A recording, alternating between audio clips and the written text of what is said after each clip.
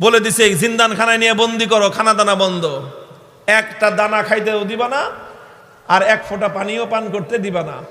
ডাক্তারকে বলে রাখছে নারী পরীক্ষা করতে থাকবি, যখন দেখবি যে একেবারে শেষ মুহূর্ত, এখন খাবার দাবার না দিলে আর বাঁচবে না, ওই সময়ে নিয়ে খাবার দিবি। খাবারটা কি দিবি সেটাও ঠিক করে দিছে, বলছে যে মুসলমানদের ধর্মে যে জিনিস হারাম সেটা দিবি, শুয়োরের গোশত আর মদ মিশানো পানি।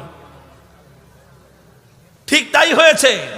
আব্দুল্লাহ বিন হুযাফা সহ না খেতে খেতে যখন মরণাপন্ন প্রায়, তখন একেবারে জীবন বাঁচানোর জন্য তাদেরকে খাবার দেওয়া হয়েছে।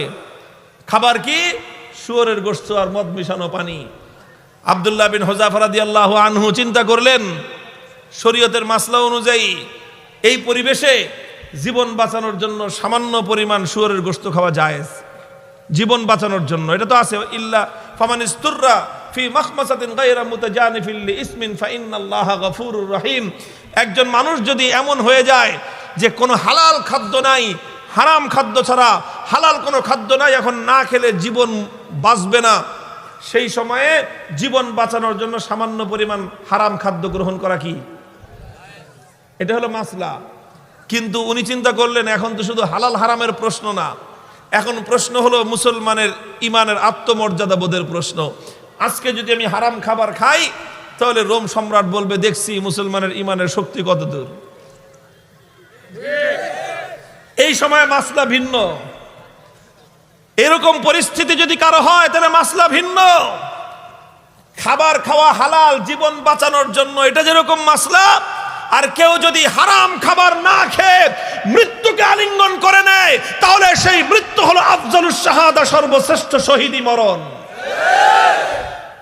আব্দুল্লাহ বিন হুযাফা চিন্তা করলেন এখন মাসলা দুইটা আছে, একটা হলো ফাঁকফোকরের রাস্তা, আমি এখন হারাম খেয়ে জীবন বাঁচাতে পারি, আর একটা মাসলা কি, আমি যদি আমার জীবনকে উৎসর্গ করে দেই, আমার একজনের জীবন যাবে কিন্তু কিয়ামত পর্যন্তের জন্য রোম সম্রাটের দরবারে ইসলামের ঝান্ডা সমুন্নত হয়ে যাবে। সম্রাট বলবে যে মুসলমানের ইমান বাপরে বাপ, জীবন যেতে পারে কিন্তু মুসলমান ইসলামের গৌরব ভুলুণ্ঠিত হতে দেয় না। তিনি খান নাই, লাথি মারছেন একটা, এক লাথিতে সমস্ত শুয়োরের গোশত আর মদের পাত্রগুলো ভেঙ্গে চূর্ণ বিচূর্ণ হয়ে গেছে।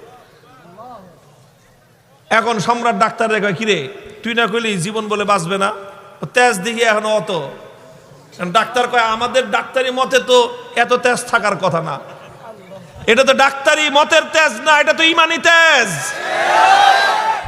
এই তেজ এটা শরীরের তেজ না, এটা রূহের তেজ। এটা শরীরের শক্তি নয়, এটা আত্মার শক্তি। যে ইমানদার আল্লাহর ইমান, আল্লাহর উপর আস্থা এবং ভরসাকে দুনিয়াদারদের সামনে মাথা উঁচু করে দাঁড় করাবার চেষ্টা করে, আল্লাহ পাক তার আত্মার মধ্যে অফুরন্ত শক্তি দান করেন।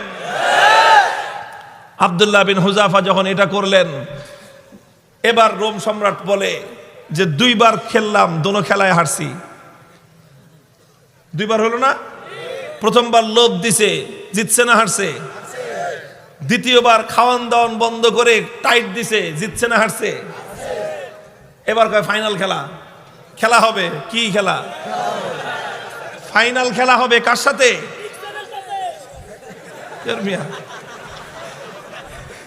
এদের সাথে তো খেলা শেষ করে দিয়ে আসছি তার এলাকায় গিয়ে।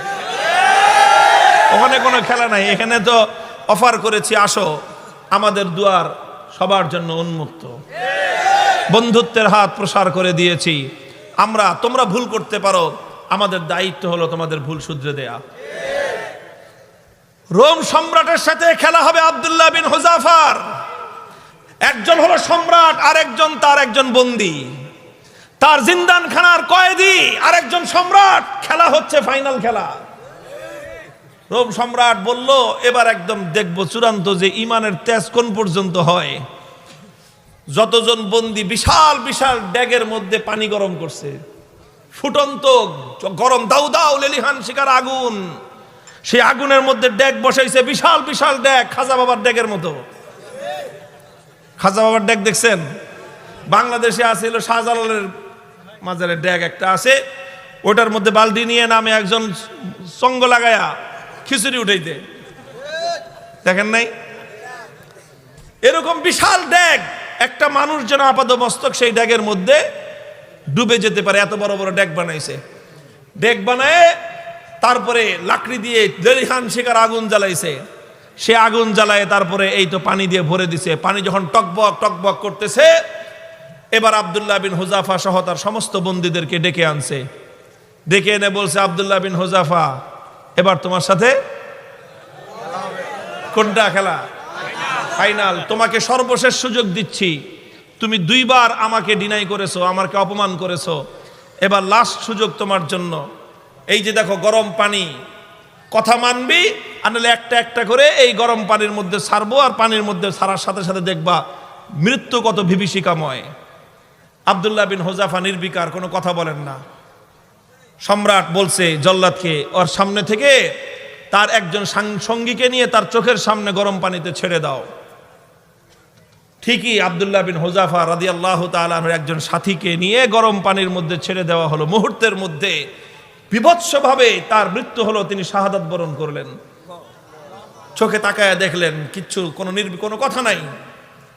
এবার বলল যে এবার ওরে ধরে নিয়ে যাও। আব্দুল্লাহ বিন হুজাফা রাদিয়াল্লাহু তাআলা আনহুকে এবার ধরে নিয়ে যাওয়া শুরু করলো। বাদশা খেয়াল করতেছে যে মনোভাবটা কি চেঞ্জ হয় কিনা, একটু অন্তত ভয় পায় কিনা।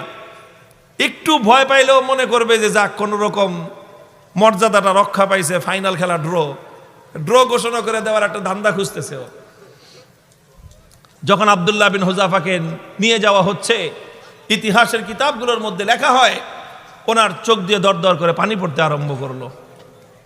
তো বাদশাহ মনে করছে কাম হয়েছে, মনে হয় কাজ হয়েছে, মনে হয় ভয় পাইছে। এবার ডাক দিছে, এই ফিরে আনো। জিজ্ঞেস করতেছে কি ব্যাপার, ভয় পাইছো? যদি ভয় পেয়ে থাকো সারেন্ডার করো, এখনো তোমার জন্য সে আমার অফার অব্যাহত আছে। তুমি তোমার ধর্ম ছেড়ে আমাদের দলে যোগ দাও, সঙ্গে সঙ্গে আমি তোমাকে রোম সাম্রাজ্যের বিশাল ক্ষমতাবান পদ দিব তোমাকে। আর যদি না মানো তাহলে তোমাকে কিন্তু খালি চোখের পানি দেখে আমি ছাড়বো না, তোমাকে গরম পানির মধ্যে নিক্ষেপ করে নির্মমভাবে তোমাকে হত্যা করব। আব্দুল্লাহ বিন হুজাফা বলেন যে কারে তুমি কি মনে করছো এই মৃত্যু দেখে ভয় পেয়েছি? না, তোমার এই মৃত্যুর এই বিভীষিকা দেখে আমি ভয় পাই নাই। তাহলে কান্দো কেন? পরে কান্দি, চোখের আমারে পানি, হে রোম সম্রাট, তোমাকে দেখাবার জন্য নয়, আমার চোখের অশ্রু তো দুনিয়ার কোনো মানুষকে দেখাবার জন্য নয়। আমি আমার জীবন সায়ান্নে মৃত্যুর মুখোমুখি দাঁড়িয়ে আমার রব্বুল আলামিনকে দেখানোর জন্য 2 ফোঁটা তপ্ত অশ্রুর নজরানা তার কদমে পেশ করলাম। আল্লাহকে বললাম যে আল্লাহ, তুমি পরীক্ষা করতেছো তোমার বান্দার, যে তোমার বান্দা তোমাকে, তোমার দ্বীনকে, তোমার রসুলকে, তোমার রসুলের আদর্শকে কতটা ভালোবাসে, তুমি এটা পরীক্ষা করতেছো। আর এই পরীক্ষা করার জন্য জীবন দিছো মাত্র কয়টা? একটা মাত্র জীবন দিছো। আর ওই একটা জীবন দিয়ে আল্লাহ তোমাকে কিভাবে দেখাবো যে আমি তোমাকে আর তোমার দ্বীনকে কতটা ভালোবাসি? তুমি আমাকে 1000 জীবন দান করতা, একটা একটা করে জীবন তোমার জন্য উৎসর্গ করে তোমার বান্দা আব্দুল্লাহ বিন হুজাফা দুনিয়ার সামনে প্রমাণ করে দিত ঈমানদারের কাছে ঈমানের দাম কত বেশি। এই জন্য কান্দি বেটা, আহাম্মক জানি কথাকার। তুই মনে করছিস যে মুসলমান জীবনের মায়ায় কান্দে?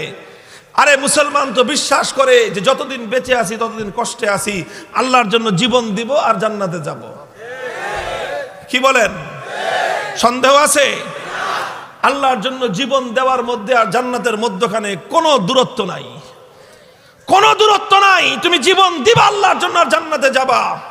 তাহলে ভয় কারে দেখাও মিয়া? আমার কাছে একটা জিনিসে আমার বুঝে আসছে যে বেটা, তোমরা যদি বাতিলের উপর থেকে নমনীয় না হতে পারো, আমি হকের উপর থেকে নমনীয় কোন দুঃখে হব?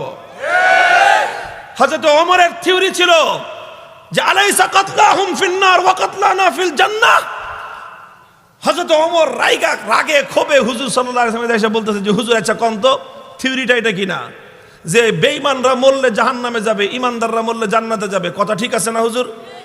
হযরত ওমর যখন এই কথা কয়, হুজুর কয় তোমার কথাটা তো ঠিকই আছে, যে ওরা মরলে জাহান্নাম, আমরা মরলে জান্নাত। কয় হুজুর তাইলে আবার 3 নম্বর কথা কি? ফালামা নতি হাযিহিদ দানিয়াতা ফি দীনিনা। বেঈমান যদি নমনীয় না হতে পারে, মরলে জাহান্নামে যাবে, তাহলে আমি মরলে জান্নাতে যাব, আমি নমনীয় হব কেন? তাকবীর, আল্লাহু আকবার, আল্লাহু আকবার।